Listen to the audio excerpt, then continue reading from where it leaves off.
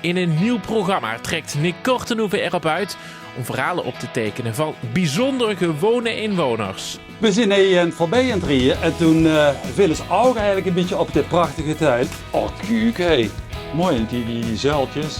Iets van leren maken. Ik denk dat het zeker is. Ja. Geen Pools drankje. En karnemelk. Karnemelk. Ja, Dat is echt zelf maken. Niet drinken, zelf maken. te rijden in de badkamer. Ja, klopt. Wat vertel. Kijk. Keurig zeg.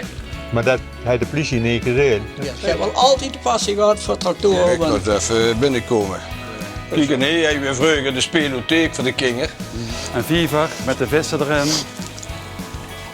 Dus kost ik weer opnieuw beginnen.